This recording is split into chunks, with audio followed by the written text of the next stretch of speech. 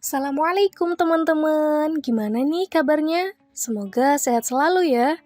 Kali ini kita akan mempelajari tentang perilaku terpuji, yaitu tasamuh.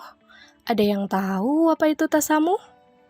Tapi sebelum memulai pembahasan, mari kita simak dulu ilustrasi berikut ini.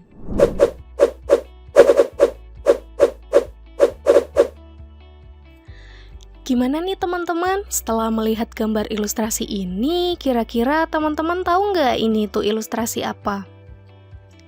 Ya, bener banget. Ini tuh contoh perilaku tidak terpuji ya teman-teman. Kira-kira apa ya penyebabnya? Jadi, penyebab dari ilustrasi ini, perilaku tidak terpuji ini, yaitu karena kurangnya rasa menghargai antar sesama. Selain itu, juga adanya sikap ingin menang sendiri, merasa bahwa dirinya ini paling hebat, dan juga karena kurangnya toleransi. Selanjutnya, kita akan mempelajari apa itu tasamuh. Jadi teman-teman, secara bahasa, tasamuh atau yang biasa kita kenal dengan istilah toleransi berasal dari bahasa Arab yang artinya murah hati atau lapang hati. Sedangkan dalam istilah KBBI, tasamuh artinya yaitu lapang dada, keluasan pikiran, dan toleransi.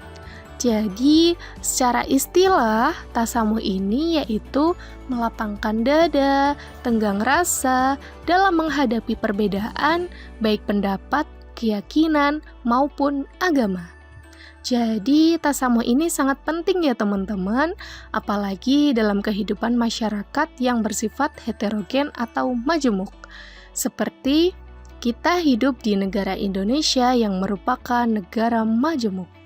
Karena Indonesia ini memiliki banyak agama, budaya, suku, dan adat istiadat. Hal ini membuat kita sebagai masyarakat Indonesia harus memiliki sikap yang toleran. Islam itu sendiri adalah agama yang sangat menghargai akan perbedaan dalam batasan tertentu. Hal ini dijelaskan dalam Al-Quran di surat Al-Kafirun ayat ke-1 hingga ke-6 yang berbunyi Bismillahirrahmanirrahim Qul ya ayyuhal kafirun La a'budu ma ta'budun Wala antum 'abiduna ma a'bud wala ana 'abidum ma 'abadtum wala antum 'abiduna ma a'bud lakum dinukum waliyadin, yang artinya, katakanlah Muhammad, wahai orang-orang kafir, aku tidak akan menyembah apa yang kamu sembah, dan kamu bukan penyembah apa yang aku sembah. Dan aku tidak akan pernah menjadi penyembah apa yang kamu sembah. Dan kamu tidak pernah pula menjadi penyembah apa yang aku sembah. Untukmu agamamu, dan untukku agamaku. Jadi teman-teman, dalam ayat tersebut dapat dipahami bahwa Islam ini sangat toleran terhadap adanya perbedaan agama, karena pada akhir ayat ditegaskan bahwa lakum dinukum waliyadin, bagimu agamamu dan bagiku agamaku. Selanjutnya ada bentuk-bentuk tasamuh. Jadi bentuk-bentuk tasamuh ini ada 3 ya teman-teman. Yang pertama, tidak ada paksaan dalam memilih agama. Jadi dalam batasan tertentu, sebagai seorang muslim, pasti sudah yakin bahwa hanya Islamlah agama yang benar, yang diridhoi oleh Allah. Namun, dalam dakwah Islam, seorang muslim ini tetap harus memberikan kesempatan bagi orang lain untuk berpikir mengenai kebenaran. Jika seseorang itu berpikir secara rasional dan adil, maka pasti dia akan memilih Islam sebagai agamanya. karena antara benar dan salah itu sudah jelas akan perbedaannya. Yang kedua yaitu tidak memaksakan kepentingan dan keinginan. Manusia diciptakan oleh Allah dengan memiliki bermacam kepentingan dan keinginan. Sebaiknya kita tidak memaksakan kepentingan dan keinginan kita untuk selalu sama dengan orang lain. Karena kita juga tentunya pasti tidak mau ya dipaksa untuk selalu mengikuti kepentingan dan keinginan orang lain. Oleh karena itu, supaya tidak terjadi benturan antara keinginan dan kepentingan antar sesama manusia, maka perlu dibangun sifat tasamuh atau toleransi dalam diri setiap individu. Yang ketiga yaitu menghormati dan menghargai perbedaan. Demikian pula dengan adanya perbedaan potensi dan keahlian. Yang satu punya kelebihan, yang satu punya kekurangan. Semakin dirasa perlu adanya sifat tasamuh untuk memudahkan tercapainya kepentingan bersama. Perbedaan suku, bangsa, profesi, agama, dan sebagainya bukan merupakan alasan untuk tidak saling menghargai atau saling menganggap remeh terhadap lain. Berikutnya ada contoh-contoh perilaku tasamuh dalam kehidupan sehari-hari. Yang pertama, menghentikan sementara acara atau rapat karena tibanya waktu sholat.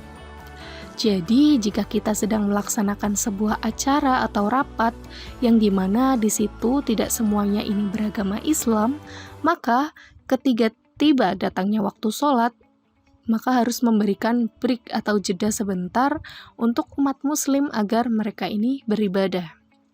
Yang kedua, menghormati pendapat orang lain terhadap penafsiran dan pemahaman suatu masalah. Jadi kita ini harus menghormati pemahaman atau pandangan orang lain dalam menafsirkan suatu masalah. Kita tidak boleh egois, ingin menang sendiri dan hanya mau dimengerti tanpa kita mengerti orang lain.